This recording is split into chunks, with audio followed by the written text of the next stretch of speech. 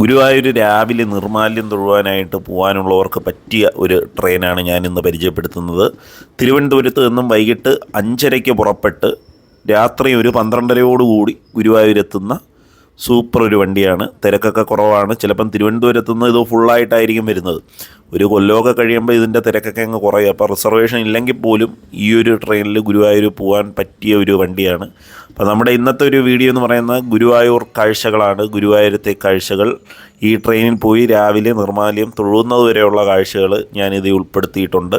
അപ്പോൾ നമ്മൾ കയറിയപ്പം തന്നെ നമുക്ക് സീറ്റ് കിട്ടി. നമ്മൾ പരവൂരിൽ നിന്നാണ് കയറിയത്. 5:30 ഗുരുവായൂരിൽ നിന്നെടുത്ത് ഒരു 6:20 ഇത് പരവൂരെത്തും. നമ്മൾ പരവൂർ ടു ഗുരുവായൂരാണ് ട്രെയിനിൽ ടിക്കറ്റ് എടുത്തത്.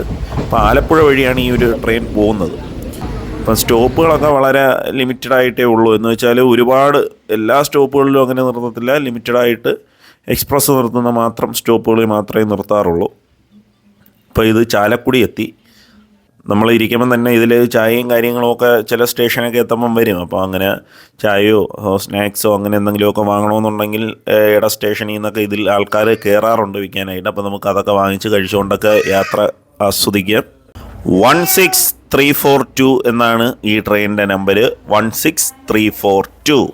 ഇപ്പോൾ ഇത് തൃശ്ശൂർ എത്തിയപ്പം കണ്ടില്ലേ ഈ ട്രെയിനിൻ്റെ അവസ്ഥ, ഫുള്ള് കാലിയായിട്ട് കിടക്കുക. അപ്പം തൃശ്ശൂരെത്തുന്നത് എറണാകുളം കഴിയുമ്പോഴേ ഇങ്ങനെയൊക്കെ തന്നെ കാലിയായിട്ടായിരിക്കും കിടക്കുന്നത്. നമുക്കിങ്ങനെ ഒരു സീറ്റിൽ ഫുള്ളായിട്ട് ഇങ്ങനെ കിടന്ന് ഉറങ്ങിയൊക്കെ വരാം.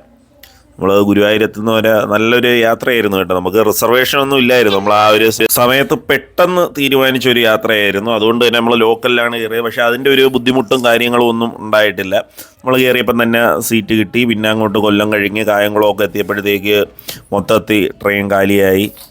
നമുക്ക് വിശാലമായിട്ട് യാത്ര ചെയ്യാൻ പറ്റിയ അങ്ങനെ നമ്മൾ 12:30 എന്നുള്ളത് 1 മണിയായി കേട്ടോ. ഇന്നൊരു അരമണിക്കൂർ ലേറ്റായി ഇടയ്ക്ക് പിടിച്ചിട്ട്. അതുകൊണ്ട് 1 മണിയായപ്പോൾ നമ്മൾ കറക്റ്റ് ഗുരുവായൂർ ക്ഷേത്ര നടയിലെ റെയിൽവേ സ്റ്റേഷനിലെത്തി. ഗുരുവായൂർ സ്റ്റേഷൻ ഇവിടെ നിന്ന് വാക്കിംഗ് ഡിസ്റ്റൻസേ ഉള്ളൂ നമുക്ക് ഗുരുവായൂർ അമ്പലത്തിലേക്ക്.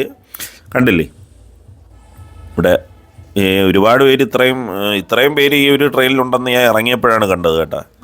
എന്ന് വെച്ചാൽ ട്രെയിൻ കാലിയായിരുന്നു. പക്ഷേ ഇവിടെ ഗുരുവായൂരത്തി ഈ ട്രെയിനിൽ നിന്ന് എല്ലാവരും കൂടി പോയി എന്നും കൂടിയൊക്കെ ഇറങ്ങിയപ്പോൾ ഇത്രയും പേര്, ഒരുപാട് പേര്, നല്ല തിരക്കുണ്ടായിരുന്നു. ഗുരുവായൂർ എന്നെഴുതിയ ബോർഡ് കണ്ടില്ലേ.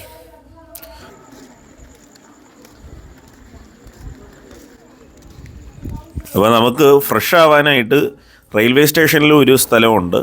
അല്ലാന്നുണ്ടെങ്കിൽ നമുക്ക് നമ്മുടെ അമ്പലത്തിൻ്റെ ഫ്രണ്ടിൽ റൈറ്റ് സൈഡിലായിട്ട് കുളിക്കാനും ബാത്റൂമിൽ പോകാനും എല്ലാം സൗകര്യമുണ്ട്.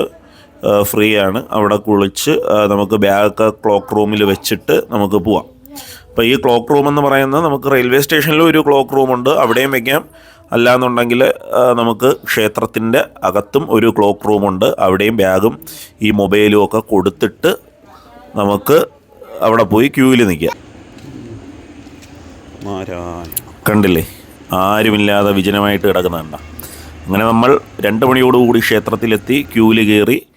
അങ്ങനെ ക്യൂവിൽ വെയിറ്റ് ചെയ്തു. അകത്ത് കയറിയപ്പോൾ നല്ല മഴയായിരുന്നു. ക്യൂവിൽ നിന്ന് നമ്മൾ 3 മണിക്ക് ക്ഷേത്രം തുറന്നു. 3:30 തന്നെ ദർശനം കണ്ട് നമ്മൾ പുറത്തിറങ്ങി. അപ്പം ആ സീനൊന്നും ഞാൻ എടുത്തിട്ടില്ല, മൊബൈൽ അകത്ത് വെച്ചിരിക്കുകയായിരുന്നു കേട്ടോ. പിന്നെ നമ്മൾ തിരിച്ച് തൃശ്ശൂരെത്തി. അപ്പോൾ തൃശ്ശൂരെന്ന് പറയുന്ന പൂങ്കുന്നം സ്റ്റേഷനിൽ ഇറങ്ങി. അപ്പോൾ അവിടെ ഇറങ്ങിയപ്പം കണ്ടില്ലേ ആധുനിക ആന ചികിത്സാ കേന്ദ്രം, ആനയെ ചികിത്സിക്കുന്ന കേന്ദ്രത്തിൻ്റെ അടുത്തുകൂടെയൊക്കെ നടന്ന് നമ്മൾ തിരുവമ്പാടി ക്ഷേത്രത്തിലേക്ക് പോവുകയാണ്. ഗുരുവായൂരിൽ നിന്ന് തൊഴുതിറങ്ങി പൂങ്കുന്നം സ്റ്റേഷനിൽ നിന്ന് നേരെ കാണുന്ന വഴി നടക്കുമ്പം നമ്മൾ തൃശ്ശൂർ തിരുവമ്പാടി ക്ഷേത്രത്തിലെത്തും. തിരുവമ്പാടി ക്ഷേത്രം നിങ്ങളൊക്കെ കേട്ടിട്ടുണ്ടാവും. നമ്മൾ തൃശ്ശൂർ പൂരമായിട്ടൊക്കെ ബന്ധപ്പെട്ട ഒരു ക്ഷേത്രങ്ങളിലൊന്നാണ് തിരുവമ്പാടി.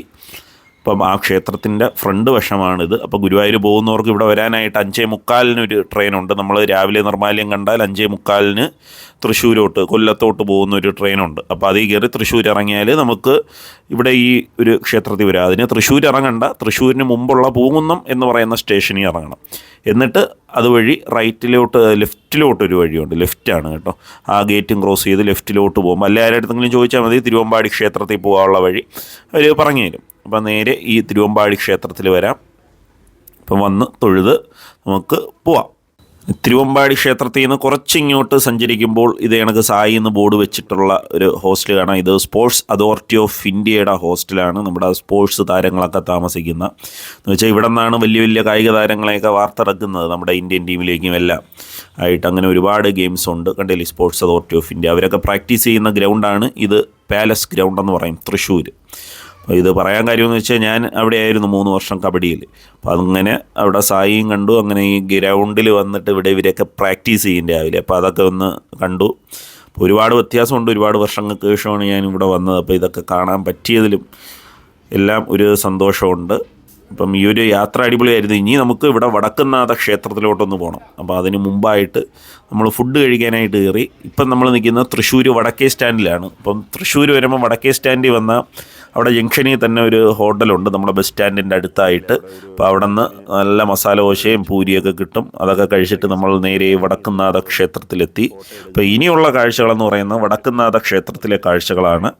വടക്കുംനാഥ ദർശനം നടത്തിയിട്ട് നമുക്ക് തിരിച്ച് ഇനി ഗുരുവായൂർ പോകണം. 11:30 പാസഞ്ചറുണ്ട്, 10 രൂപയുള്ള ടിക്കറ്റ്. ആ പാസഞ്ചറിൽ കയറി തിരിച്ച് നമ്മൾ ഗുരുവായൂർ പോവും. അപ്പോൾ കാഴ്ചകൾ ഇവിടം കൊണ്ടൊന്നും തീരുന്നില്ല. ഗുരുവായൂരത്തെ ദീപാരാധന കാഴ്ചകളും ഉണ്ട്, വടക്കുംനാഥനിലെ കാഴ്ചകളുണ്ട്. എല്ലാം ഇനി അടുത്ത എപ്പിസോഡിൽ വരുന്നതായിരിക്കും. It's me Sukesh Sukumaran, signing off.